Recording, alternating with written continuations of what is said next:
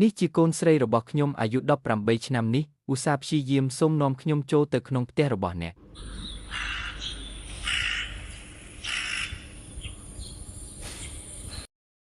ភ្នែកទាំងនោះស្ពានច្រមុះនោះតាមពិតទៅវា3/3ស្រដៀងនឹង King Kong ត្រូវបានបញ្ជូនទៅទីធ្លាស្ត្រីម្នាក់ដើម្បីធ្វើជាអ្នកបម្រើផ្ទាល់ខ្លួនរបស់នាងខ្ញុំដឹងគុណចំពោះព្រះគុណនៃការរស់រានមានជីវិតរបស់គ្រួសារ Shen ដែលខ្ញុំគិតថាខ្ញុំនឹងទៅជាមួយនាងដើម្បីរៀបការនឹងមានកូនប៉ុន្តែអ្នកណាទៅដឹងថាព្រះនឹងមិនបំពេញបំណងប្រាថ្នារបស់មនុស្សរត់យ៉ាងលឿនសម្អាត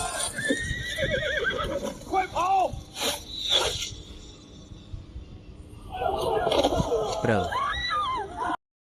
ខ្ញុំបានរៀបចំពិធីមង្គលការឲ្យអ្នកនៅរាជធានីវាជាគ្រួសារចៅឯងទៅរាជធានីដើម្បីរកពួកគេម៉ាក់សុំឈប់និយាយឯងនឹងមិនអីទេក្មេងល្អមើលថែនាងជំនួសខ្ញុំផង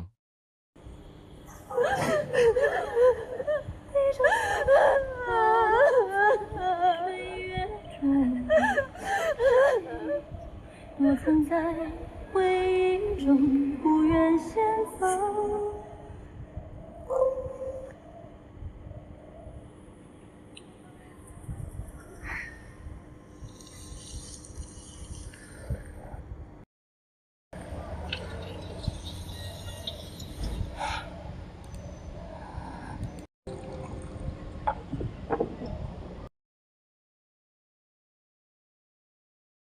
សម្រាប់ចុះលោកស្រីខ្ញុំនឹងទៅវិមានរបស់ចៅដើម្បីផ្ញើកាតជូនពរអ្នកកំពុងរងចាំខ្ញុំនៅផ្ទះសំណាក់កុំទៅណាទេក្មេងស្រីម្នាក់មកពីគ្រួសារសិននៅភូមិខាងជើងស៊ីនជាងសុំជួបលោកស្រីចៅអាពាហ៍ពិពាហ៍របស់គ្រួសារសិនអ្នកស្រីរបស់អ្នកពិតជានៅមានជីវិតមែនខ្ញុំពិតជាសុំទោសណាស់ក្នុងភាពវឹកវរម្ចាស់របស់ខ្ញុំគិតថាគ្រួសារសិនទាំងមូលបានបាត់ទៅហើយយើងទើបតែភ្ជាប់ពាក្យថ្មីសម្រាប់ម្ចាស់វ័យក្មេងរបស់យើងកាលពី2ថ្ងៃមុនសាររបស់អ្នកមកខុសពេលខ្ញុំនឹងផ្ញើវាភ្លាមរងចាំមួយផ្លែតណាក្មេងស្រីល្អរងទុក្ខវេទនាតាមផ្លូវស្ត្រីចំណាស់គ្រួសារ Shen មានសមាជិក13នាក់ទាំងអស់ត្រូវបានសម្លាប់ដោយពួកក្បត់វាពិបាករួចទៅហើយសម្រាប់ចៅហ្វាយនាយនិងភរិយារបស់គាត់ក្នុងការរត់គេចខ្លួនការដុតការសម្លាប់និងការប្លន់នៅលើផ្លូវចៅហ្វាយនាយបានស្លាប់ហើយលោកស្រីក៏បានទៅជាមួយគាត់ដែរនារីវ័យក្មេងបានមកដល់រាជធានីដោយដកដង្ហើមធំដោយការធូរស្បើយ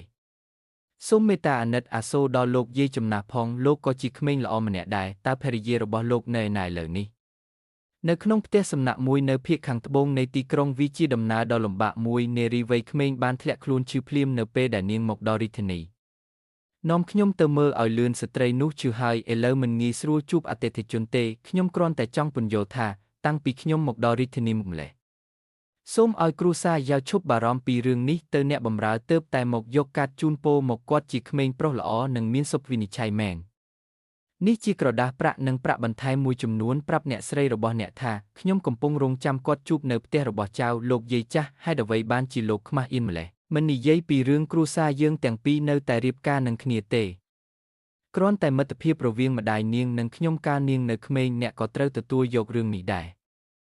ស្ត្រីនោះមិនទាន់មានសុខភាពល្អនៅឡើយទេហេតុអ្វីបានជាអ្នកចាំបាច់ធ្វើរឿងរំខានបែបនេះសប្តាហ៍ថ្ងៃនេះខ្ញុំតែងតែគិតថាតើត្រូវរស់នៅយ៉ាងដូចម្ដេចនៅពេលអនាគតខ្ញុំខ្លាចថាអាពាហ៍ពិពាហ៍របស់គ្រួសារចៅនឹងមិនដំណើរការទេ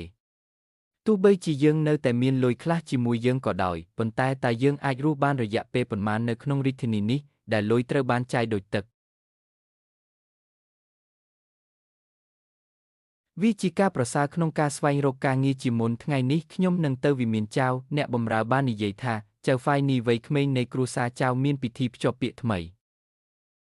អ្នកស្រីយ៉ាវមានការរំភើបយ៉ាងខ្លាំងគាត់ក៏បានទទួលស្គាល់ខ្ញុំថាជាស្ត្រីម្នាក់ដែរខ្ញុំមិននឹកស្មានថាអាពាហ៍ពិពាហ៍នេះនឹងកើតឡើងនោះទេប៉ុន្តែរឿងនេះលឿនពេកហើយគាត់គ្រាន់តែមិនបានយកចិត្តគ្រួសារសិនទេទោះបីជាអ្នកស្រីចៅហាក់ដូចជាមនុស្សល្អក៏ដោយប៉ុន្តែប្រសិនបើមានផលប្រយោជន៍ពាក់ព័ន្ធទោះបីជាខ្ញុំខ្លាចក៏ដោយខ្ញុំនឹងមិនឈរនៅខាងយើងទេវាគ្រាន់តែថាឪពុករបស់ខ្ញុំចង់ឲ្យខ្ញុំរៀបការនិងមានជីវិតសុខស្រួលគាត់ធ្លាប់បានសុំឲ្យយ៉ាវ Mansion មើលថែទ្រព្យសម្បត្តិជាច្រើននៅក្នុងរាជធានីខ្ញុំមិនដឹងថាខ្ញុំអាចយកវាមកវិញបានទេឥឡូវនេះស្ត្រីនោះត្រូវបានបង្រៀនយ៉ាងយកចិត្តទុកដាក់ដោយលោកជំទាវគំនិតទុកខ្វក់នៅក្នុងទីធ្លាខ្ពស់នេះការទីនីមួយគឺត្រឹមត្រូវជាងលើកមុនបន្ទាប់មកតើយើងនឹងទៅវិមានចៅដើម្បីជួបអ្នកនៅពេលណា មិនបាច់ប្រញាប់ទេគ្រាន់តែនិយាយថាខ្ញុំនៅតែឈឺទៅធ្វើរឿងពីរបីឲ្យខ្ញុំទៅអ្នកទៅសារនៅទីក្រុងប៉េកាំងឪពុកខ្ញុំទៅមើលហាងដែលយើងបានទិញនៅទីក្រុងប៉េកាំងចំណាំទីតាំងហាងអាជីវកម្មល្អឬអាក្រក់ទៅកាន់យ៉ាមិនដើម្បីរៀបចំគ្រួសារស្ត្រីទៅកាន់យ៉ាមិនដើម្បីរៀបចំគ្រួសារស្ត្រីបន្ទាប់មកស្វែងរកមនុស្សយ៉ាមិនដើម្បីទិញទីធ្លាសម្រុំផ្ញើសារជូនពរមួយទៀតទៅកាន់គ្រួសារយ៉ាវលើកនេះខ្ញុំបានសរសេរវាដោយដៃខ្ញុំ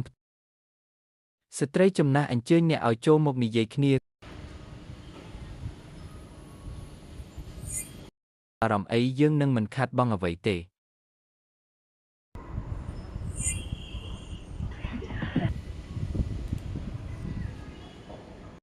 ឈីងស៊ូស្វាគមន៍ស្ត្រីចំណាស់នេះគឺជាមេតបហ៊ូសាថ្មីដែលត្រូវបានប្រទានដោយព្រះវិញ្ញាណបរិសុទ្ធគាត់បានសម្រេចបានសមិទ្ធផលដ៏អស្ចារ្យនៅក្នុងសមរភូមិជាមួយប៉ៃរ៉ុងដាំឡើយជាក្មេងស្រីម្នាក់មកពីគ្រួសារឈែននៅភាគខាងជើងឆេនយ៉ាងដែលរងគ្រោះដោយសង្គ្រាមបានរត់ចេញជាមួយឪពុកម្ដាយឥឡូវនេះនាងគឺជាមនុស្សតែម្នាក់គត់ដែលនៅសល់សូមអរគុណឧត្តមសេនីយ៍ភៀវឃីសម្រាប់ការបណ្ដេញមនុស្សភពក្រៅចេញ应该的ឈីងស៊ូដឹងថាសាវតាគ្រួសាររបស់នាងកំពុងស្ថិតក្នុងភាពច្របូកច្របល់វាពិតជាមិនអាចទៅរួចទេក្នុងការចូលទៅក្នុងវិមានចាវម្ដងទៀតខ្ញុំក៏បានមកទីនេះជាពិសេសដើម្បីបញ្ចប់អាពាហ៍ពិពាហ៍នេះនៅថ្ងៃនេះឥឡូវនេះមានឧត្តមសេនីយ៍ហ៊ូសានៅទីនេះវាក៏អាចត្រូវបានចាត់ទុកថាជាសក្ខីភាពផងដែរក្មេងស្រីល្អតើអ្នកអាចនិយាយបែបនោះដោយរបៀបណាប្រជាជនប៊ីរងបានមកដល់ភ្លាមនេះជាអ្វីដែលគ្មាននរណាម្នាក់រំពឹងទុកវាមិនមែនជាកំហុសរបស់អ្នកទេឥឡូវនេះអ្នកនៅម្នាក់ឯងនៅក្នុងរដ្ឋធានីម្ដងទៀតហើយរៀបការហើយតើអ្នកចង់រស់នៅយ៉ាងដូចម្ដេច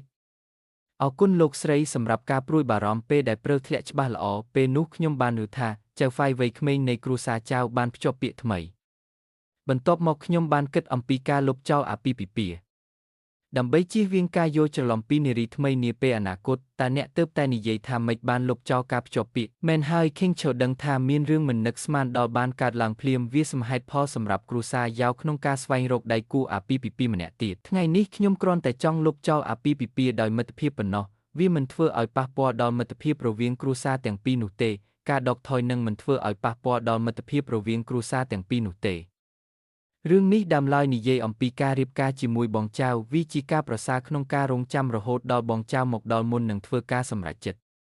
មកទីនេះឲ្យលឿនយើងកំពុងនិយាយអំពីអាពាហ៍ពិពាហ៍របស់អ្នកជាមួយគ្រួសារសិនមើលទៅធម្មតាណាស់អ្នកក៏ដឹងដែរជាមួយនឹងសាវតាគ្រួសារបច្ចុប្បន្នរបស់អ្នកមិនអាចធ្វើជាមេប្រពន្ធបានទេចូលមកហើយធ្វើជាប្រពន្ធចុងផងលោកម្ចាស់វ័យក្មេងខ្ញុំក៏អាចការពារអ្នកពេញមួយជីវិតរបស់អ្នកបានដែរ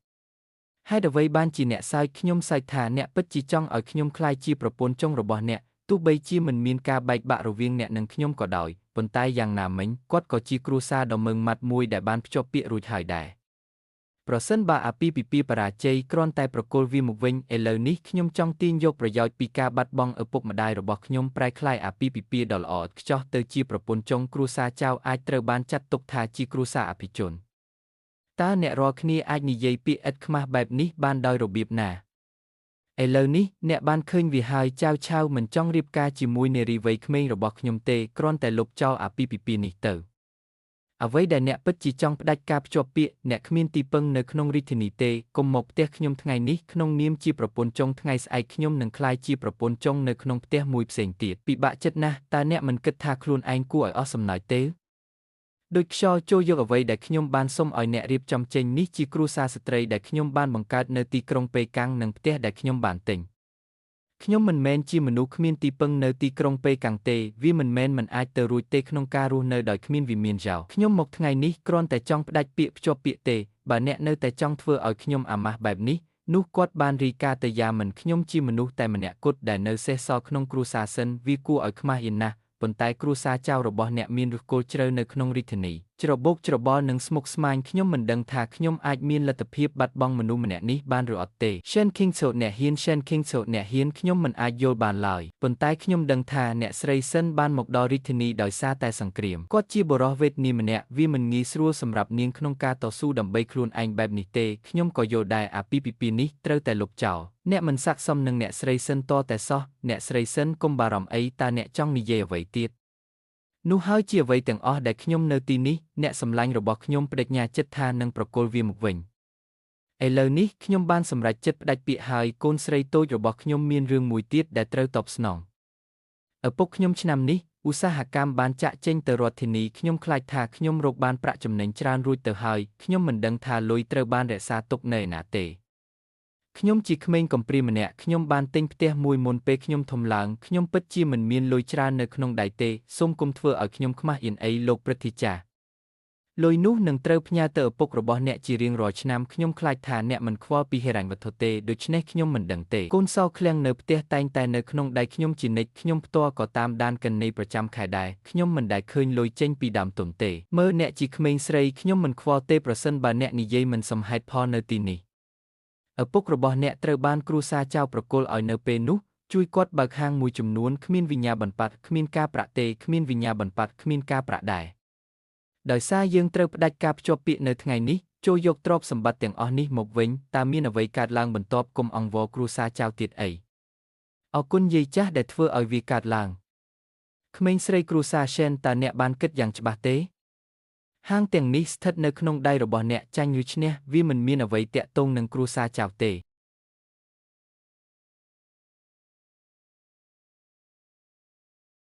ផ្ដាច់ការភ្ជាប់ពាក្យជាមួយគ្រួសារយ៉ាវថ្ងៃនេះ King Choyo ថាចាប់ពីពេលនេះទៅអាពាហ៍ពិពាហ៍មិនមានអ្វីពាក់ព័ន្ធនឹងវាទេទ្រព្យសម្បត្តិរបស់គ្រួសារ Shen ក៏ត្រូវបានដោះស្រាយយ៉ាងច្បាស់លាស់ផងដែរព្រឹត្តិការណ៍ថ្ងៃនេះសូមអរគុណលោកឧត្តមសេនីយ៍សម្រាប់ការធ្វើជាសាក្សីមិនចាំបាច់អរគុណខ្ញុំទេវាជាផ្នែកមួយនៃការងារ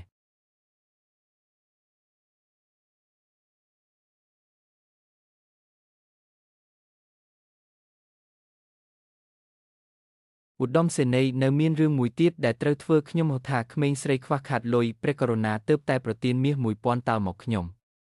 ប្រសិនបើក្មេងស្រីនោះត្រូវការវាជាបន្ទាន់ខ្ញុំអាចឲ្យអ្នកខ្ចីវាជាមុនសិនសូមអរគុណឧត្តមសេនីយ៍យ៉ាវចំពោះការយកចិត្តទុកដាក់របស់អ្នកក្មេងស្រីតូចនោះគ្រាន់តែបោកប្រាស់ពួកគេវាមិនមែនថាខ្ញុំពិតជាគ្មានលុយទេខ្ញុំគិតមិនខុសទេបើអាអន់ចិត្តសូមកុំប្រកាន់អីក្មេងស្រីហើយកុំអរគុណខ្ញុំម្ដងទៀតនេះជាអ្វីដែលខ្ញុំគួរធ្វើស្ត្រីនោះគ្រាន់តែបំភ័យខ្ញុំរហូតដល់ស្លាប់បន្ទាប់មកប្រសិនបើចៅឆាវពិតជាចាត់វិធានការមែនគាត់មិនហ៊ានទេមានមេតបហ៊ូសានៅទីនេះគាត់មិនហ៊ានទេអ្នកនាងហេតុអ្វីអ្នកមិនឆ្លៀតឱកាសនោះខ្ញុំនឹងយកលុយទាំងអស់ដែលខ្ញុំបានចំណាយអស់ជាច្រើនឆ្នាំមកនេះមកវិញខ្ញុំមិនដែលគិតពីការយកលុយរបស់ខ្ញុំមកវិញទេប្រសិនបើអ្នកចង់ទៅហាងដោយផ្ទាល់ក្រុមគ្រួសារយ៉ាវនឹងព្យាយាមឲ្យអស់ពីសមត្ថភាពដើម្បីបញ្ឈប់វាជាការប្រសើរក្នុងការនិយាយវាជាមុនសិនលក្ខខណ្ឌសម្រាប់ការអនុញ្ញាតឲ្យពួកគេកាត់សាច់និងហូរឈាមឲ្យពួកគេដឹងថាវាឈឺចាប់ម្ដងទៀតខ្ញុំគ្រាន់តែចង់យកហាងនោះមកវិញវាងាយស្រួលជាងអ្នកនាងឆ្លាតណាស់ខ្ញុំធ្លាប់បានឃើញវិធីសាស្ត្រនេះតែនៅក្នុងសៀវភៅប៉ុណ្ណោះមុនពេលខ្ញុំមានការភ្ញាក់ផ្អើលនៅពេលដែលខ្ញុំធ្វើវាជាលើកដំបូងមិនថាអ្នកស្រីរបស់ខ្ញុំជាអ្នកនាងដ៏ល្អបំផុតនោះទេគ្រួសារចៅនឹងមិនបោះបង់ចោលឡើយពួកគេនឹងមិនធ្វើអ្វីដោយចំហទេដោយសារតែកេរ្តិ៍ឈ្មោះរបស់ពួកគេប៉ុន្តែដោយសម្ងាត់វាមិនផ្ដល់ឲ្យយើងនៅសន្តិភាពទេអ្នកនាងស្ថិតនៅក្នុងវិមានយ៉ាវថ្ងៃនេះតើអ្នកពិតជាមិនខ្លាចទេខ្លាចហេតុអ្វីមិនអញ្ចឹងប៉ុន្តែប្រសិនបើអ្នកមិនដកខ្លួនចេញពីអាពាហ៍ពិពាហ៍នេះទេខ្ញុំនឹងជាប់នៅក្នុងបរិវេណដ៏ជ្រៅរបស់គ្រួសារចៅអស់មួយជីវិតធ្វើជាប្រពន្ធចង់ឲ្យអ្នកណាក៏បានឪពុកម្ដាយខ្ញុំមិននៅទីនេះទៀតទេមនុស្សក្នុងโลกនេះដែលអាចចិញ្ចឹមខ្ញុំបានតែខ្លួនឯងតើអ្នកធ្លាប់ឮទេនាងគឺជាក្មេងស្រីកំព្រាដែលត្រូវបានគ្រួសារយ៉ាវបោះបង់ចោលរស់នៅក្នុងផ្លូវតូចនេះសម្រាប់ឪពុកនិងម្ដាយសូម្បីតែអាពាហ៍ពិពាហ៍ក៏បាត់ទៅដែរមនុស្សបែបនេះអ្នកណាដែលពាក់ព័ន្ធនឹងគ្មានសំណាងទេខ្ញុំមិនដឹងថានាងកំពុងរត់គេចខ្លួនទេតើអ្នកធ្លាប់ធ្វើបាបមនុស្សប៉ុន្មានអ្នកហើយហេតុអ្វីបានជាអ្នកធ្វើពុតជាស្ត្រីកញ្ញាថ្ងៃនេះខ្ញុំបានរឿងនរណាម្នាក់ខំអាហារនៅតាមផ្លូវខ្ញុំបានតស៊ូបត់នឹងអ្វីដែលគេនិយាយដោយនិយាយថាអ្នកកំពុងយកឈ្នះឪពុករបស់អ្នកយកឈ្នះម្ដាយរបស់អ្នកនិងយកឈ្នះអាពាហ៍ពិពាហ៍របស់អ្នកគាត់ក៏បាននិយាយផងដែរថាអ្នកត្រូវបានសម្លាប់នៅតាមផ្លូវរត់គេចខ្លួនដោយខ្យល់ស្តាប់ដោយយកចិត្តទុកដាក់ឪពុកខ្ញុំបានស្លាប់នៅក្នុងដៃរបស់ចោរប្លន់ម្ដាយខ្ញុំបានស្លាប់ដោយសារជំងឺវាមិនមានអ្វីតាក់ទងនឹងខ្ញុំទេចំពោះផ្លូវរត់គេចខ្លួនតើយើងបានរងទុក្ខលំបាកប៉ុណ្ណានៅតាមផ្លូវ1អ្នកនិងខ្ញុំទាំងពីរដឹងថាខ្ញុំមិនបានធ្វើអ្វីដើម្បីសុំទោសខ្លួនឯងទេសូមអភ័យទោសចំពោះគ្រួសារសិនអនុញ្ញាតឲ្យមនុស្សទាំងនោះនិយាយអ្វីដែលពួកគេចូលចិត្តប៉ុន្តែនឹក បន្តវាបែបនេះកេរ្តិ៍ឈ្មោះរបស់អ្នកគឺជាកេរ្តិ៍ឈ្មោះឪពុកម្ដាយរបស់ខ្ញុំបានចែកឋានទៅហើយខ្ញុំជាមនុស្សតែម្នាក់គត់ដែលនៅសេសសល់ក្នុងគ្រួសារShenប្រសិនបើខ្ញុំខ្វល់ខ្វាយពីឈ្មោះคล้ายៗទាំងនោះខ្ញុំនឹងមិនទៅផ្ទះរបស់យ៉ាវដើម្បីញ៉ាំអាហារពេលល្ងាចថ្ងៃនេះទេអាហារនឹងមិនមានរសជាតិឆ្ងាញ់ទេនៅពេលវាត្រជាក់ខ្ញុំបានឮថាមាននរណាម្នាក់រស់នៅទីនោះនាងជាក្មេងស្រីកំព្រាម្នាក់ដែលត្រូវបានគ្រួសារចៅបោះបង់ចោលខ្ញុំមិនដឹងថានៅតាមផ្លូវរត់គេចខ្លួនទេតើមានមនុស្សប៉ុន្មានអ្នកដែលអ្នកបានធ្វើបាបហេតុអ្វីបានជាអ្នកធ្វើពុតជាស្ត្រីអ្នកនាងសិនចេញមកឲ្យបងប្អូនមើលផងចៅហ្វាយវ័យក្មេងនៃគ្រួសារចៅមើងងាយអ្នកយើងមិនប្រកាន់ទេត្រូវធ្វើពុតជាយ៉ាងម៉េចរើស្បែកជើងដែលខូចអ្នកនាងឲ្យឈប់បាក់ទៅពិភពខាងក្រៅស្ទើរតែរុញអ្នកចូលទៅក្នុងភពហើយហេតុអ្វីបានជាអ្នកនៅតែមានពេលទំនេរច្រើនម្ល៉េះតើអ្នកនៅតែអាចចេញទៅក្រៅហើយច្របាច់គាត់ដោយរបៀបណា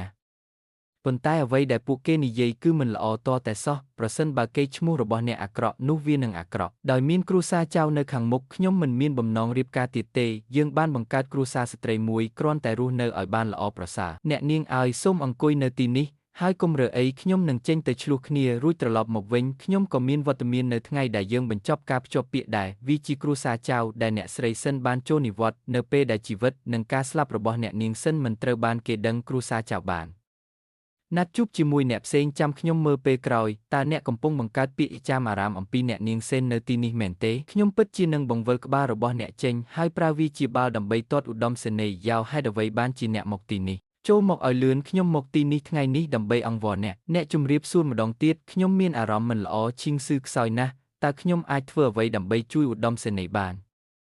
ព្រះដ៏វិសុទ្ធបានបញ្ជូនខ្ញុំទៅជួរមុខនេះជាប្អូនស្រីរបស់ខ្ញុំចង់នៅជាមួយអ្នកមួយរយៈខ្ញុំមិនអនុញ្ញាតឲ្យអ្នកលើកវាឡើងដោយឥតប្រយោជន៍ទេអ្នកចូលចិត្តញ៉ាំសាច់មាន់និងទាយកវាទៅជាមួយអ្នកនាងអាចចិញ្ចឹមនិងសម្លាប់ខ្លួនឯងបាននេះគឺជាក្រដាសប្រាក់1,000តាឡុកបេសកកម្មនេះមានរយៈពេលរហូតដល់3ខែវាគួរតែគ្រប់គ្រាន់ហើយតើអ្នកដឹងដោយរបៀបណាថាខ្ញុំពិតជានឹងជួយអ្នកចេះដឹងតែម្នាក់គត់អ្នកបង្កើតគ្រួសារស្ត្រីដោយខ្លួនឯងមាននរណាម្នាក់ដែលខ្ញុំស្គាល់បាននិយាយវាម្ដងទៀតគាត់បានស្នាក់នៅផ្ទះដូនតារបស់គ្រួសារចៅមនុស្សនៅខាងក្នុងសុទ្ធតែមានអំនួតគាត់ត្រូវបានគេចោទប្រកាន់ខុសច្រើនដងដោយគ្មានហេតុផលខ្ញុំគ្រាន់តែចង់ឲ្យអ្នកនៅស្ងៀមនៅទីនេះខ្ញុំអាចរៀនអ្វីមួយពីអ្នកម្ដងទៀតហើយយ៉ាននៅទីនេះជាមួយអ្នកមនុស្សមកពីគ្រួសារចៅនឹងមិនងាយស្រួលមករំខានអ្នកទេ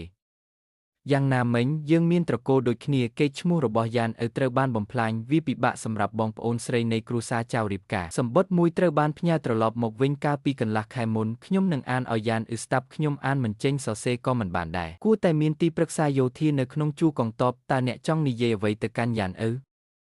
អ្នកនាងខ្ញុំពិតជាចង់រក្សាកូនតូចនេះណាស់ក្រដាសប្រាក់ទាំងអស់ត្រូវបានប្រមូលរួចរាល់ហើយគ្មានហេតុផលអ្វីដែលត្រូវត្រឡប់ទៅវិញទេឧត្តមសេនីយ៍ចៅយ៉ានរស់នៅទីនេះមានរឿងមួយចំនួនដែលត្រូវបញ្ជាក់ឲ្យច្បាស់លាស់សូមលោកស្រីនិយាយមកពិធីបុណ្យជ្រមុជទឹកឈើឆ្កាងប្រចាំថ្ងៃលើកទី1មិនត្រូវធ្វេសប្រហែសឡើយលើកទី2បរិភោគនិងផឹកតាមច្បាប់របស់មន្ទីរពេទ្យយើងទី3តើនាងចង់រៀនអ្វីខ្ញុំនឹងបង្រៀននាងប៉ុន្តែអ្នកមិនអាចចាក់មាន់នៅក្នុងទីធ្លារបស់ខ្ញុំដោយកាំភ្លើងបានទេខ្ញុំស្ដាប់ស្រីណាណាស្គមណាស់វីនាងបើនាងសំនឹងទទួលបានគ្រាន់តែស្ដីបន្ទោសពេលដល់ពេលស្ដីបន្ទោសខ្ញុំពិតជាចង់រក្សាកូនតូចនេះណាស់ក្រដាសប្រាក់ទាំងអស់ត្រូវបានប្រមូលរួចរាល់ហើយគ្មានហេតុផលអ្វីដែលត្រូវត្រឡប់ទៅវិញទេអោយ៉ានរស់នៅទីនេះមានរឿងមួយចំនួនដែលត្រូវបញ្ជាក់ឲ្យច្បាស់លាស់សូមលោកស្រីនិយាយមកពិធីបុណ្យជ្រមុជទឹកឈើឆ្កាងប្រចាំថ្ងៃលើកទី1មិនត្រូវធ្វេសប្រហែសឡើយលើកទី2បរិភោគនិងផឹកតាមច្បាប់របស់មន្ទីរពេទ្យយើង3តើនាងចង់រៀនអ្វីនឹងបង្រៀននាងប៉ុន្តែអ្នកមិនអាចចាក់មាន់នៅក្នុងទីធ្លារបស់ខ្ញុំដោយដំបងបានទេស្ដាប់ស្រីណាស្គមណាស់វីនាងបើនាងសំនឹងទទួលបានគ្រាន់តែស្ដីបន្ទោសពេលដល់ពេលស្ដីបន្ទោសមិនចាំបាច់គួរសម្ដាក់ខ្ញុំទេ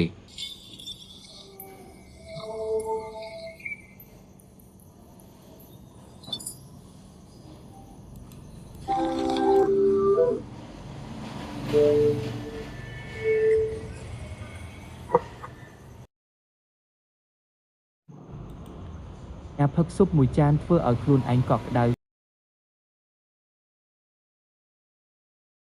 គ្រាន់តែនិយាយអ្វីដែលអ្នកចង់និយាយឧត្តមសេនីយ៍ចៅបាននិយាយថាហេតុអ្វីបានជាខ្ញុំប្រកូលប្អូនស្រីរបស់ខ្ញុំឲ្យទៅអ្នកនាងមិនខ្លាចថាយើងជាមនុស្សអាក្រក់ទេតើគាត់គិតច្រើនយ៉ាងនេះដោយរបៀបណា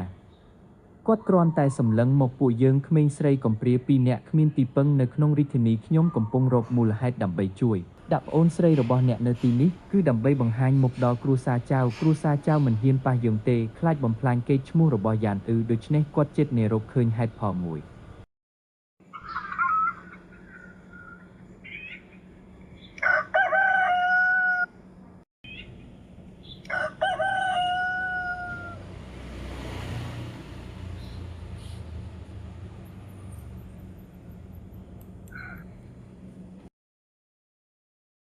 ស្រីនេះមិនពាក់ស្បែកជើងទេ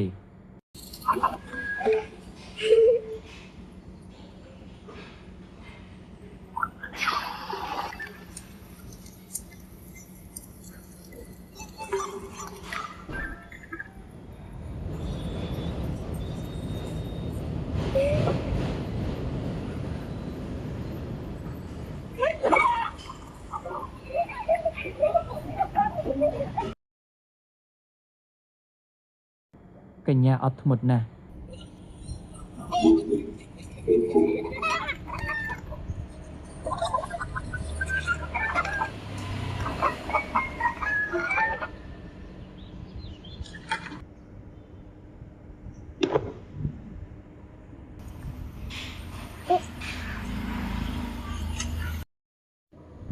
ដាក់វាឲ្យជិតកែមឆ្នាំងដើម្បីកុំឲ្យវាហៀ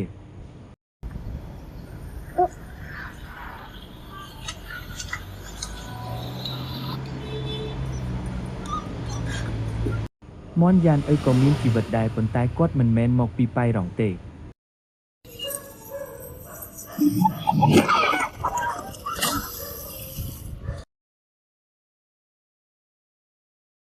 យ៉ានអ្នកនិយាយអ្វីហេតុអ្វីបានជាយកកាំភ្លើងចាក់មន់នេះជាអ្វីដែលបងប្រុសខ្ញុំបានបង្រៀនខ្ញុំគេថានៅពេលដែលអ្នកបានអនុវត្តវារួចហើយអ្នកអាចចូលទៅក្នុងសមរភូមិហើយសម្លាប់សត្រូវបានចូលទៅក្នុងសមរភូមិហើយសម្លាប់សត្រូវតើពិតមែនទេ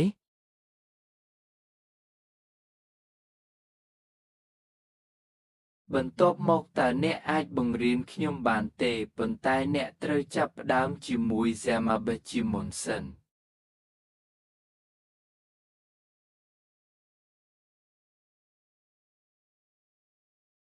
យល់ព្រមគ្រាន់តែបើកជំហានរបស់អ្នកឲ្យធំជាងនេះបន្តិច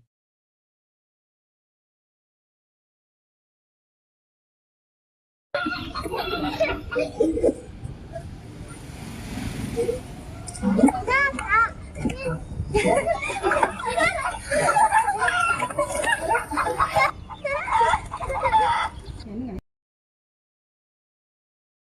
ន្ទះខាងក្រោមមិនស្ថិតស្ថេរទេកាំភ្លើងត្រូវតែរាបស្មើយល់ហើយតើអ្នកអាចឲ្យខ្ញុំសម្រាកបន្តិចបានទេបងប្រុសខ្ញុំបាននិយាយថាសត្រូវនឹងមិនអនុញ្ញាតឲ្យអ្នកសម្រាកនៅលើសមរភូមិទេ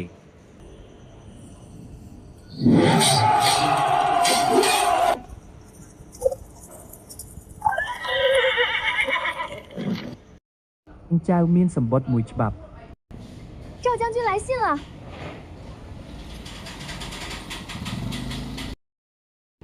តើយ៉ាងម៉េចដែរបងប្រុសខ្ញុំបាននិយាយអ្វីមកខ្ញុំ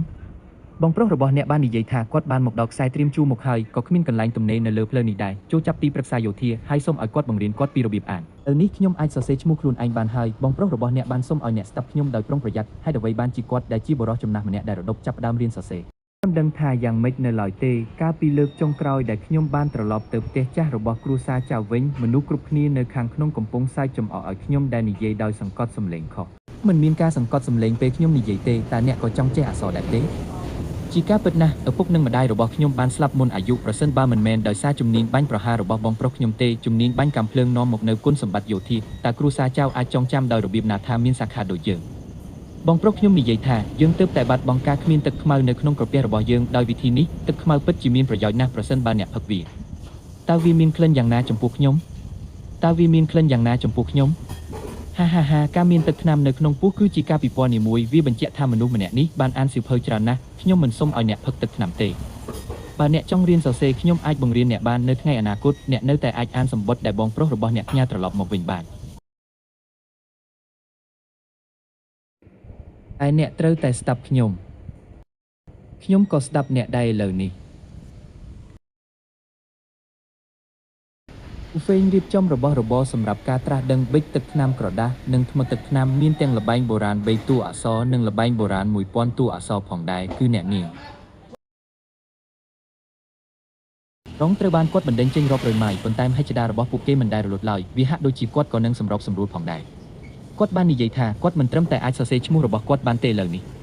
ខ្ញុំក៏នឹងសរសេរអំពីចៅយ៉ានដែរថាចូលស្ដាប់បង្គាប់វឌ្ឍនភាពរបស់ឧត្តមសេនីយ៍ចៅគឺលឿនពេកហឹមតើខ្ញុំមិនមានវឌ្ឍនភាពលឿនទេ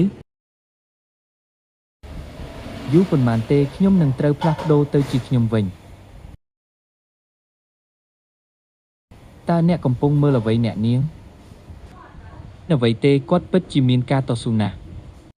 ការវាយប្រហារដោយលួចលាក់នៅប៊ីរងមានអ្នកស្លាប់និងរបួសយ៉ាងច្រើននៅក្នុងជួរកងទ័ពគាត់ក៏បានរងរបួសដែរប៉ុន្តែសំណាងល្អរបួសមិនធ្ងន់ធ្ងរទេខ្ញុំក៏អាចសរសេរសម្បត្តិបានដែរបងប្រុសអានរងរបួសគាត់និយាយថារបួសមិនធ្ងន់ធ្ងរទេវានឹងមិនមែនជារឿងធំដុំទេប្រសិនបើអ្នកអាចសរសេរសម្បត្តិបានអ្នកនាងវាមានរយៈពេល1ខែនិង3ថ្ងៃហើយកុំបារម្ភអីអ្នកនាងយ៉ានតើអ្នកកំពុងសួររកព័ត៌មានអំពីឧត្តមសេនីយ៍ចៅឡៃមែនទេគឺជាប្អូនប្រុសរបស់ខ្ញុំដែលបានបាត់ខ្លួនពីជួរមុខតើអ្នកធ្លាប់ទទួលបានរបាយការណ៍យោធាណាមួយទេព័ត៌មានបានចេញមកកាលពីប៉ុន្មានថ្ងៃមុនឧត្តមសេនីយ៍ចៅឡៃបានដឹកនាំក្រុមកងទ័ពលួចចេញទៅមិនបានត្រឡប់មកវិញទេឥឡូវនេះមានលទ្ធភាពតែពីរប៉ុណ្ណោះមួយគឺស្លាប់ក្នុងសមរភូមិមួយគឺក្បត់ជាតិហេគ្មានផ្លូវណាដែលបងប្រុសខ្ញុំអាចក្បត់ជាតិបានទេគាត់ក៏មិនស្លាប់ដែរហាហាបងប្រុសរបស់អ្នកគឺជាវីរបុរសមិនថាមានអ្វីកើតឡើងនាពេលអនាគតទេបងស្រីនឹងមិនចាក់ចេញពីអ្នកឡើយបងស្រីឈីងស៊ូអ្នកនិងបងស្រីរូហ្វេងគឺជាបងប្អូនប្រុសដែលនៅឆ្ងាយពីគ្នាមនុស្សដ៏ល្អបំផុតសម្រាប់ខ្ញុំយ៉ានក៏នឹងមិនចាក់ចេញពីអ្នកដែរវាពិតជាល្អណាស់ដែលគាត់ត្រូវបានបញ្ចូលក្នុងបញ្ជីយ៉ានបានបើកទ្វារឲ្យបងប្រុសរបស់នាង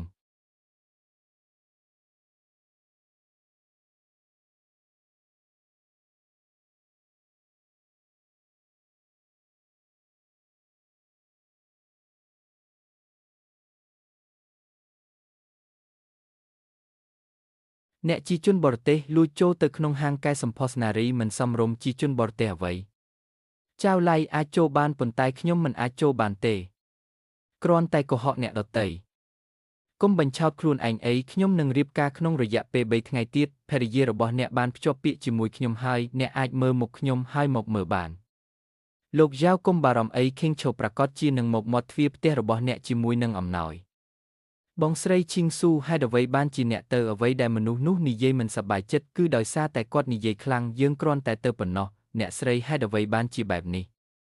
ចៅឆាវនឹងមកថ្ងៃនេះមិនមែនដើម្បីផ្ញើលិខិតអញ្ជើញទេគាត់នៅទីនេះដើម្បីសាកល្បងយើងមើលថាតើយើងមានអ្នកគាំទ្រអត់ចូលយើងមើលថាតើយើងនៅតែមានទំនុកចិត្តប៉ុណ្ណាប្រសិនបើយើងមិនទៅចូលយើងមើលថាតើយើងនៅតែមានទំនុកចិត្តប៉ុណ្ណាគាត់នឹងនិយាយថាយើងមានចិត្តទន់ខ្សោយនិងកំសាកខ្មាស់អៀនបើយើងទៅយើងត្រូវតែបង្ហាញគាត់មិនត្រឹមតែយើងមិនខ្លាចទេខ្ញុំក៏ចង់ផ្ដល់អំណោយដ៏ធំមួយដល់គាត់នៅពេលដែលគាត់មានមោទនភាពបំផុតអំណោយដ៏អស្ចារ្យមែនអ្នកនាងនេះជាអ្វីដែលប្រពន្ធខ្ញុំបានទុកឲ្យអ្នកខ្ញុំដឹងថានោះហើយជាមូលហេតុមានតែស័ក្តិសមសម្រាប់សម្រស់នេះទេបងស្រីឈីងស៊ូខ្ញុំនឹងទៅជាមួយអ្នកនៅថ្ងៃនោះតើអ្នកណាហ៊ានធ្វើបាបអ្នកខ្ញុំបានបាញ់វាចេញហើយអ្នកនាងខ្សែដៃនោះជាថ្លៃបណ្ណាការដែលអ្នកនាងបានទុកឲ្យអ្នកតើអ្នកពិតជាចង់ផ្ញើវាចេញមែនទេអ្វីដែលម្ដាយខ្ញុំបានបន្សល់ទុកឲ្យខ្ញុំកុំចាក់សោកខ្ញុំនៅក្នុងទូអ្នកចង់ជួយខ្ញុំឲ្យទប់ស្ថានភាពបាននៅពេលដ៏សំខាន់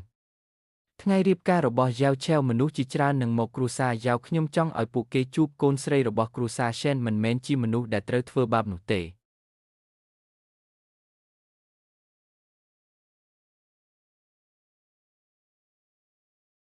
អ្នកនាងសិនមកដល់ហើយសូមចូលមកខាងក្នុងសូមចូលមកខាងក្នុងជាក្មេងស្រីមកពីគ្រួសារសិនដែលអាពាហ៍ពិពាហ៍របស់នាងត្រូវបានលុបចោល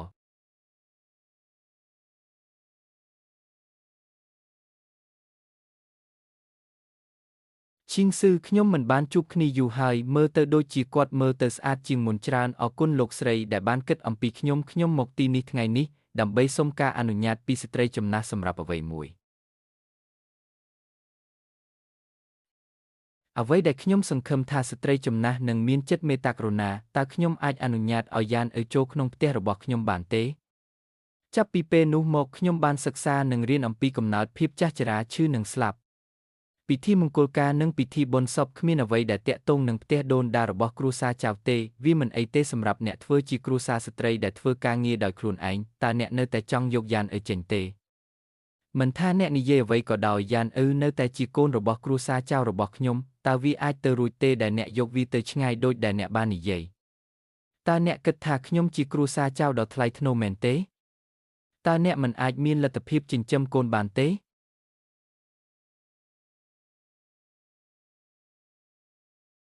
អ្នកបាននិយាយថាអ្នកចង់ចិញ្ចឹមយ៉ានអ៊ឺប៉ុន្តែតើអ្នកគិតអំពីយ៉ានអ៊ឺរយៈពេលប៉ុន្មានក្នុងមួយឆ្នាំហេតុអ្វីបានជាអ្នកមិនផ្ទេរវាមកខ្ញុំនៅតែមានប្រាក់សន្សំខ្លះសម្រាប់នាងសិក្សារៀបចំថ្លៃបណ្ណាការសម្រាប់នាងអ្វីដែលសំខាន់ជាងនេះទៅទៀតពាក្យចាមអារាមបានផ្សព្វផ្សាយនៅទីក្រុងប៉េកាំងអំពីរាជវង្សចៅកេរ្តិ៍ឈ្មោះរបស់ខ្ញុំបានคล้ายទៅជាអាក្រក់ទៅហើយវាមិនអាចអាក្រក់ជាងនេះទៀតទេគ្មានលទ្ធភាពណាដែលខ្ញុំនឹងរៀបការក្នុងជីវិតនេះទេអ្វីដែលល្អបំផុតដែលខ្ញុំអាចផ្ដល់ឲ្យយេនអ្នកពិតជាគិតគូរណាស់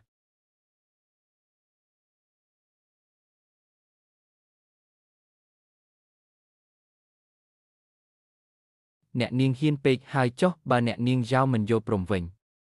យ៉ានអ៊ឺស្នាក់នៅក្នុងផ្ទះដូនតារបស់នាងពេញមួយឆ្នាំខ្ញុំមើលមិនឃើញសំបីតែប្រាក់ពីរបីតាដែលមានប្រយោជន៍ការផ្ទេរកម្មសិទ្ធិមកឲ្យខ្ញុំពិតជាជួយសន្សំសំចៃការចំណាយរបស់គ្រួសារចៅស្ត្រីចំណាស់អាចដោះស្រាយករណីនេះបានបងស្រីជីងស៊ូតើអ្នកបានទៅផ្ទះរបស់ចៅហើយលោកខ្ញុំទេលោកហើយតើមានអ្នកណាអាចជួយខ្ញុំចាក់មាន់នឹងដំបងបានទេចាប់ពីពេលនេះទៅយ៉ានអ៊ឺអ្នកនឹងនៅជាមួយខ្ញុំប៉ុន្តែខ្ញុំខ្លាចយ៉ានអ៊ឺមិនខ្លាចទេយ៉ានអ៊ឺបាននិយាយតាំងពីដើមមកថាអ្នកទាំងអស់គ្នាជាសាច់ញាតិរបស់ខ្ញុំអ្នកនាងកំពុងផឹកស៊ុបមួយចានធ្វើឲ្យខ្លួនឯងកក់ក្ដៅគ្រាន់តែនិយាយអ្វីដែលអ្នកចង់និយាយអ្នកបាននិយាយថាអ្នកមិនមានឱកាសរៀបការក្នុងជីវិតនេះទេតើវាជាការពិតទេអ្នកក៏ធ្លាប់ឮពាក្យចាមអារាមនៅក្នុងរដ្ឋធានីដែរដើម្បីកម្ចាត់ឪពុកដើម្បីកម្ចាត់ម្ដាយដើម្បីកម្ចាត់អាពាហ៍ពិពាហ៍តើគ្រួសារណាដែលហ៊ានរៀបការទោះបីជាមាននរណាម្នាក់ហ៊ានក៏ដោយខ្ញុំក៏មិនចង់រៀបការដែរប៉ុន្តែអ្នកនាងអ្នកទើបតែអាយុ17ឆ្នាំហេតុអ្វីបានជាអ្នកថប់បារម្ភលេខ្ញុំមិនទាន់និយាយចប់នៅឡើយទេខ្ញុំបានគិតច្រើនក្នុងរយៈពេល1ខែកន្លះកន្លងមកនេះទីបំផុតខ្ញុំដឹងថាខ្ញុំចង់ធ្វើអ្វីហេតុអ្វីខ្ញុំត្រូវធ្វើពុតជាសិស្សស្រីជ្រើសរើសក្មេងស្រីដូចជាយេនជាពិសេសផ្ដល់ឲ្យពួកគេនៅការត្រាស់ដឹងបង្រៀនពួកគេឲ្យអាននិងរៀនសុជីវធម៌ខ្ញុំខ្លាចថាវាមិនចំណេញសម្រាប់ក្មេងស្រីក្នុងការទៅសាលារៀនសម្រាប់ក្មេងស្រីទេទ្រព្យសម្បត្តិដែលឪពុកខ្ញុំបានបន្សល់ទុកឲ្យខ្ញុំវាគ្រប់គ្រាន់ហើយសម្រាប់ពួកយើងរស់នៅបានពេញមួយជីវិតរបស់យើងការសិក្សាជាមួយក្មេងស្រីគឺជាអ្វីដែលខ្ញុំចង់ធ្វើខ្ញុំអាចមានអារម្មណ៍ពីយេនខ្ញុំបានឃើញក្មេងស្រីម្នាក់ផ្លាស់ប្ដូរពីអ្នកមិនចេះអក្សរទៅជាអ្នកសូត្រកំណាព្យឲ្យបុរាណវាជារឿងដ៏ពេញចិត្តបំផុតដូច្នេះចាប់តាំងពីខ្ញុំបានជ្រើសរើសមិនរៀបការចូលធ្វើអ្វីដែលធ្វើឲ្យអ្នកសប្បាយចិត្តចៅយ៉ានជាកូនស្រីនៃសាខាមួយនៃគ្រួសារចៅឪពុកម្ដាយទាំងពីរបានស្លាប់នៅពេលគាត់មានអាយុ6ឆ្នាំបងប្រុសសុខចិត្តទៅឈរជើងនៅឆ្ងាយឥឡូវនេះខ្ញុំស្ម័គ្រចិត្តចាក់ចេញពីត្រកូលចៅចូលទៅក្នុងផ្ទះកូនស្រីរបស់ Shen តើស្ត្រីចំណាស់មានអ្វីត្រូវនិយាយទេមិនដែរទេនេះជាក្រដាសប្រាក់2000តើឯសូមមើលស្ត្រីចំណាស់អ្នកនាងសិនយ៉ានអ៊ឺនឹងទុកឲ្យអ្នកប្រសិនបើនាងត្រូវគេធ្វើបាបនៅពេលអនាគតក្រុមគ្រួសារចៅនៅតែត្រូវសួរសំណួរកុំបារម្ភអីលោកយាយចាស់បងស្រីឈីងស៊ូឥឡូវនេះខ្ញុំឈ្មោះសិនយ៉ានតើអ្នកណានឹងសួរនាមត្រកូលរបស់អ្នកនៅថ្ងៃអនាគតគ្រាន់តែនិយាយថានាមត្រកូលរបស់អ្នកគឺ Shen Sister Riven តើនាមត្រកូលរបស់អ្នកក៏ជា Shen ដែរឬខ្ញុំមិនទាន់ជាអ្នកបម្រើស្រីនៅឡើយទេខ្ញុំជាអ្នកបម្រើស្រីបានចុះហត្ថលេខាលើឯកសាររួចហើយចូលយើងនិយាយអំពីវាពេលក្រោយពេលយើងត្រឡប់មកវិញមកដូចខ្យល់នេះជាកំហឹងរបស់អ្នកមកជាមួយខ្ញុំទៅទន្លេយ៉ាមិនតើអ្នកនឹងធ្វើអ្វីនៅទន្លេយ៉ាមិនដាក់ពាក្យស្នើសុំចុះឈ្មោះអាហារបន្ថែមទៅក្នុងកណនីរបស់ខ្ញុំបងស្រីរូហ្វេងហេតុអ្វីបានជាអ្នកយំតើយ៉ានអ៊ឺធ្វើឲ្យអ្នកខឹងមែនទេយ៉ានអ៊ឺមិនបានធ្វើឲ្យប្អូនស្រីរបស់គាត់ខឹងទេប្អូនស្រីសប្បាយចិត្តណាស់អ្នកមើលទៅស្រដៀងនឹងខ្ញុំតាំងពីអ្នកនៅក្មេងមកខ្ញុំដឹងថាម៉ាក់តែងតែចង់ឲ្យអ្នកការពារគ្រោះមហន្តរាយខ្លះសម្រាប់ខ្ញុំប៉ុន្តែខ្ញុំមិនគិតដូច្នេះទេឈ្មោះនៅលើប៉ាន់សម្គាល់ខ្លួននេះគឺឬវិញអ្នកទាំងពីរមើលទៅស្រដៀងគ្នាណាស់គាត់ជាប្អូនស្រីរបស់ខ្ញុំដែលបាត់បង់ជាយូរមកហើយគ្រួសារនេះមានបញ្ហាទើបតែចុះកិច្ចសន្យាស្វែងរកវាឥឡូវនេះមកទីនេះដើម្បីស្ងប់ចិត្តនិងចូលសញ្ជាតិចាប់ពីថ្ងៃនេះទៅអ្នកគឺជាកូនស្រីរបស់បងស្រីលៀងដែលបានចូលរួមក្នុងគ្រួសារសេងបងស្រីសិនរូហ្វេងនាមត្រកូលរបស់អ្នកគឺសិនឥឡូវនេះដែរសូមអរគុណសម្រាប់ការចូលរួមចំណែករបស់អ្នកស្រីឲ្យសូមត្រឡប់មកវិញខ្លួនឯងនៅក្នុងកញ្ចក់ក៏មិនខុសពីធម្មតាដែរប៉ុន្តែមានអ្វីមួយបាត់នៅចន្លោះចិញ្ចើមបងស្រីជីងស៊ូតើការអប់រំរបស់ស្ត្រីជាអ្វីតើវាអាចបរិភោគបានទេតើវាមិនអាចបរិភោគបានទេ សាលារៀនក្មេងស្រីគឺជាកន្លែងដែលក្មេងស្រីមកសិក្សានិងរៀនអានដូចអ្នកដែលបន្ទាប់ពីនោះមនុស្សជាច្រើនបានអនុវត្តការសរសេរអក្សរផ្ចង់ជាមួយខ្ញុំច្រើនជាងគ្រាន់តែអនុវត្តការសរសេរអក្សរផ្ចង់អ្នកបន្ទាប់មកពួកគេក៏ត្រូវរៀនចាក់មាន់ដោយដំបងដែរបើអ្នកមិនចង់រៀនជំនាញបាញ់កាំភ្លើងទេអ្នកអាចអនុវត្តវាដោយខ្លួនឯងបាននោះល្អខ្ញុំខ្លាចថាពួកគេនឹងចាក់មាន់ងាប់ខ្ញុំគ្មានសុទ្ធស៊ីទេស្ត្រីនោះកំពុងគ្រប់គ្រងសាលាស្រីតើយើងចាប់ផ្ដើមពីណាសូមក្រឡេកមើលផ្ទះជាមុនសិនជ្រើសរើសកន្លែងដែលមិនឆ្ងាយពីផ្សារទេលោកខ្ញុំនឹងធ្វើវាដោយខ្លួនឯងជាមុនសិនវានឹងមិនយឺតពេលទេក្នុងការអញ្ជើញលោកនៅពេលដែលមានសិស្សច្រើនបន្ទាប់មកខ្ញុំនឹងទទួលខុសត្រូវក្នុងការគ្រប់គ្រងជីវិតប្រចាំថ្ងៃនិងរបបអាហាររបស់សិស្សខ្ញុំទទួលខុសត្រូវក្នុងការយកវាទៅចាក់មាន់អ្នកទទួលខុសត្រូវក្នុងការសិក្សាឲ្យបានល្អអនុវត្តការចាក់មាន់នៅផ្ទះ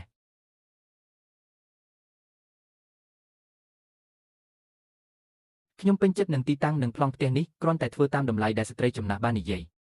អ្នកស្រីសិនសប្បាយចិត្តណាស់ដូច្នេះសូមយើងចុះកិច្ចសន្យាជាមួយបងស្រីឈីងស៊ឺខ្ញុំបានទិញជក់សរសេរសរុបចំនួន30ដើមគ្រប់គ្រាន់ឬអត់គ្រប់គ្រាន់ហើយអ្នកនាងខ្ញុំក៏បានសង់ចង្ក្រានដែរលោកសិនគ្រួសារខ្ញុំខូចចិត្តណាស់បើគាត់មិនស្ដាប់បង្គាប់គ្រាន់តែវាគាត់ទៅទុកឲ្យគាត់លេងក្នុងទីធ្លាមួយរយៈសិនកុំប្រញាប់ចូលសាលាអីកូនស្រីខ្ញុំមិនចង់រៀនពាក្យច្រើនទេឲ្យតែអ្នកអាចស្គាល់ឈ្មោះខ្លួនឯងបានគ្រាន់តែដឹងពីរបៀបកិននាវាតើអ្នកឈ្មោះអ្វីស្មើនីតិក្រដៅស្មើរដូវផ្ការិចចូលមកអង្គុយចុះខ្ញុំឈ្មោះឈុនឆាវគ្រួសារខ្ញុំលក់តាហ៊ូគ្រួសារខ្ញុំបើកហាងលក់ក្រណាត់នៅតាមផ្លូវ East Street ឪពុកខ្ញុំជាជាងដែកខ្ញុំមានកម្លាំងឥឡូវនេះខ្ញុំឈ្មោះសេនយ៉ានបងប្រុសរបស់ខ្ញុំជាឧត្តមសេនីយ៍ហ៊ូសាប្អូនស្រីរបស់ខ្ញុំជីងស៊ូជាស្វាមីប្អូនស្រីរបស់ខ្ញុំរូហ្វេងទទួលបន្ទុកម្ហូបអាហារហាមិនអីទេយើងទាំងអស់គ្នាស្គាល់គ្នាមែនទេចាប់ពីថ្ងៃនេះទៅអ្នកទាំងអស់គ្នាគឺជាមិត្តរួមថ្នាក់មិនថាគ្រួសារលក់តាហ៊ូឬសម្រាប់ជ្រូកទេនៅទីនេះក៏ដូចគ្នាដែរលោកសិនកូនស្រីរបស់ខ្ញុំមិនល្អគ្រប់គ្រាន់ទេសូមប្រគល់ប្រាក់ដែលបានចំណាយលើក្រដាសនិងទឹកថ្នាំក្នុងរយៈពេលប្រមាណថ្ងៃកន្លងមកនេះមកយើងខ្ញុំវិញខ្ញុំបានប្រាប់អ្នកកុំឲ្យខត់ខ្លួនឯងក្រដាសនិងទឹកថ្នាំត្រូវបានផ្ដល់ជូនមិនចាំបាច់ត្រឡប់មកវិញទេតើខ្ញុំអាចសួរបានទេថាហេតុអ្វីបានជាខ្ញុំមិននៅលើយន្តហោះវាល្អប្រសិនបើស្ត្រីអាចស្គាល់ឈ្មោះខ្លួនឯងបានវាគ្មានប្រយោជន៍ទេក្នុងការរៀនច្រើនពេកក្រៅពីនេះអ្នកគឺជាគ្រូ Tinko ដែលត្រូវបានលុបចោលខ្ញុំមិនចង់ចាក់ចេញទេខ្ញុំក៏ចង់ទទួលបានជោគជ័យក្នុងការសិក្សាដែរតើអ្នកដឹងទេថាមនុស្សនោះជាអ្វីបុរសដែលឈ្នះមេឃសម្រាប់ឪពុកនិងសម្រាប់ម្ដាយសូម្បីតែអាពាហ៍ពិពាហ៍ក៏ទេដែរតើអ្នកបានរៀនអ្វីខ្លះពីគាត់ប្អូនស្រីរបស់ខ្ញុំជីងស៊ូបើកសាលាសម្រាប់នារីមួយកន្លែងវាគឺដើម្បីឲ្យស្ត្រីអាចមានសុខវិនិច្ឆ័យវាមិនមែននិយាយអំពីការរៀបការជាមួយនរណាម្នាក់ឬមិនរៀបការជាមួយនរណាម្នាក់នោះទេគំរូអ្នកគួរតែធ្វើជាគំរូសម្រាប់កូនរបស់អ្នកប៉ុន្តែគាត់ពិតជាវង្វេងស្មារតីណាស់គ្មានអ្វីដែលត្រូវរៀនទេកុំធ្វើពុតជាស្រីដែររៀនពីរបៀបរៀបការជាមួយខ្លួនឯងជាមុនសិនខ្ញុំមិនគិតថាអ្នកនាងសេនមិនអាចរៀបការបានទេប៉ុន្តែគ្មានបុរសណាម្នាក់ក្នុងលោកអាចប្រៀបផ្ទឹមនាងបានទេឧទាហរណ៍ប្រសិនបើខ្ញុំមិនបានទទួលគិតយោធីច្រើនទេកុំហ៊ានមើលគាត់ម្ដងទៀតអីបងប្រុសឲ្យអូនត្រឡប់មកវិញហើយអូននៅតែនិយាយអំពីបងវាមិនមែនដូចជាបងលែងនិយាយជាមួយបងទៀតហើយទេបងប្រុសតាម្នាក់នេះជានរណាខ្ញុំបានរើសវានៅតាមផ្លូវក្នុងនាមជាទីប្រឹក្សាយោធាខ្ញុំមិនបានទៅយកទូគូជេងទេគឺឧត្តមសេនីយ៍ចៅដែលបានទៅលេងខ្ទមដំបូលស្លឹកចំនួន3ដងសាលានារីរបស់កញ្ញាសិនខ្ញុំនឹងមកញឹកញាប់នៅថ្ងៃអនាគតតើអ្នកណានឹងបង្កបញ្ហាទៀតគ្រាន់តែមិនអាចចុះសម្រុងជាមួយខ្ញុំបានទេអស្ចារ្យណាស់សៀវភៅទាំងនេះសុទ្ធតែជាសៀវភៅត្រាស់ដឹងដែលបានជ្រើសរើសលំដាប់នៃការដាក់ក៏សំខាន់ដែរសៀនសានជីងក្រោយមកតួអង្គបុរាណរាប់ពាន់នាក់បំពេញបន្ថែមដោយកំណាព្យកញ្ញាសិនគឺជាទេពកោសល្យដ៏អស្ចារ្យឧត្តមសេនីយ៍ចៅតើអ្នកមិនបានបាត់ខ្លួនបន្ទាប់ពីការវាយប្រហារលួចលាក់ទេហេតុអ្វីបានជាអ្នកត្រឡប់មកទីក្រុងប៉េកាំងវិញមានទីប្រឹក្សាយោធាណៃអ៊ីងមកពីប៉េរុងនៅក្នុងជួរកងទ័ពខ្ញុំគ្រាន់តែគិតរកវិធីបែបនេះដើម្បីលាក់វាពីអ្នកដទៃខ្ញុំបានលួចលាក់នៅពីក្រោយខ្សែបន្ទាត់សត្រូវអស់រយៈពេលកន្លះខែបន្ទាប់មកគាត់ក៏ចាប់បានក្បាលមេតបស្ត្រូវបើដូច្នោះកុំបារម្ភអីឥឡូវនេះសង្គ្រាមព្រំដែនបានស្ងប់ស្ងាត់ទៅហើយខ្ញុំបានទៅព្រះបរមរាជវាំងរួចហើយដើម្បីរាយការណ៍អំពីកាតព្វកិច្ចរបស់ខ្ញុំបានឮថាអ្នកបានបង្កើតសាលាសម្រាប់នារីបន្ទាប់មកខ្ញុំបានរកឃើញវាឋានៈរបស់ខ្ញុំរារាំងខ្ញុំពីការចូលទៅក្នុងរាជការហេតុអ្វីបានជាអ្នកមិនមកសាលានារីនេះហើយក្លាយជាគ្រូបង្រៀនខ្ញុំឈ្មោះឌូគូជេងប៉ុន្តែបន្ទាប់ពីពួកមនុស្សមានបាបនៃរាជវង្សមុនទោះបីជាវាងាយស្រួលក្នុងការសិក្សាក្នុងជីវិតនេះក៏ដោយប៉ុន្តែខ្ញុំមិនអាចធ្វើជាមន្ត្រីបានទេគាត់ធ្លាប់បានអំដំណើរកងទ័ពដើម្បីផ្ដល់ដំបូន្មានដល់ឧត្តមសេនីយ៍ចៅ បើអ្នកនាងសិនមិនបោះបង់ទេចង់បង្រៀននៅទីនេះមិនបាច់ធ្វើអ្វីទេគ្រាន់តែថែរក្សាអាហារអ្នកគឺជាអ្នកដែលបានបង្រៀនចៅឡៃឲ្យអានពិតប្រាកដណាស់បើដូច្នោះមែនអ្នកពិតជាអាចស្នាក់នៅបានបន្ទប់ភ្ញៀវនោះជារបស់ខ្ញុំអ្នកនឹងមិនតាមខ្ញុំត្រឡប់ទៅផ្ទះវិញទេគ្មានទឹកថ្នាំនៅក្នុងផ្ទះរបស់អ្នកទាល់តែសោះទោះបីជាខ្ញុំទៅទីនោះក៏ដោយខ្ញុំនឹងគ្រាន់តែអង្គុយនៅទីនោះខ្ញុំក៏ចង់ចូលរួមជាមួយគ្រួសារ Shen ដែលនារីវ័យក្មេងរបស់ខ្ញុំជាម្ចាស់ផ្ទះខ្ញុំខ្លាចថាអ្នកជាបុរសនឹងមិនអាចចូលបានទេមិនថាអ្នកមានលុយប៉ុន្មានទេមិនថាច្បាប់ចែងយ៉ាងណាក៏ដោយយ៉ានដំបូងឡើយបានផ្លាស់ទៅរស់នៅក្នុងផ្ទះនារីវ័យក្មេងនេះជាការផ្លាស់ប្ដូរដែលគ្មានទីពឹងនាងនៅតែជាប្រសិនបើអ្នកគិតថាយេនៅប្រើនាមត្រកូល Shen របស់យើងអ្នកមិនស្រួលខ្លួនទេស្ត្រីនោះក៏និយាយអញ្ចឹងដែរអ្នកអាចត្រឡប់ទៅវិញនៅពេលណាក៏បានពិតជាគ្មានផ្លូវទេអនុញ្ញាតឲ្យខ្ញុំស្នាក់នៅក្នុងបន្ទប់តែមួយជាមួយអ្នកនាង Shen ក្រៅពីរៀបការគ្មានលទ្ធភាពផ្សេងទៀតទេរៀបការ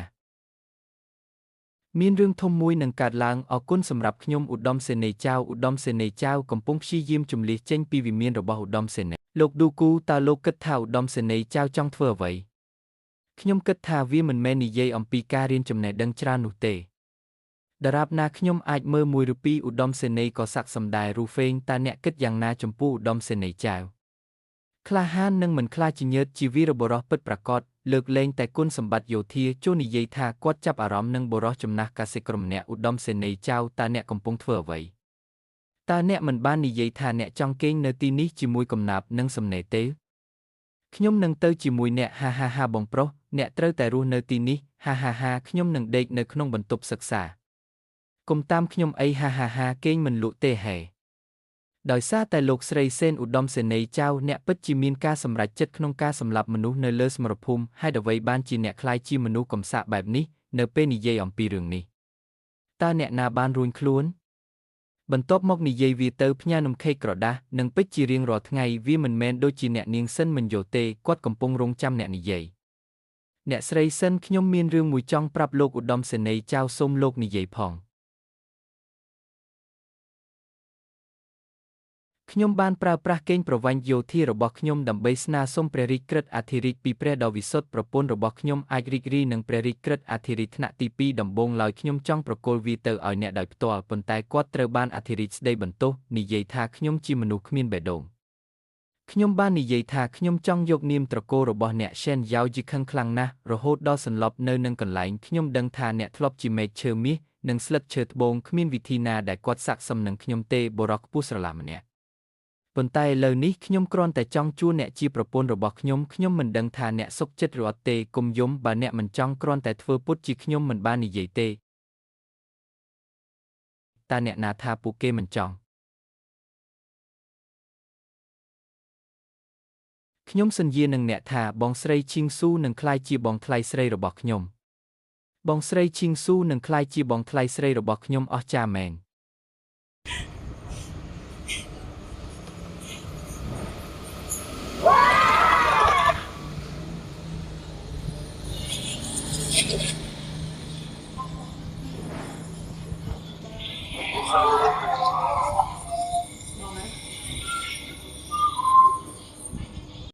ហើយហេព្រះមហាក្សត្រយាងមកដល់ហើយ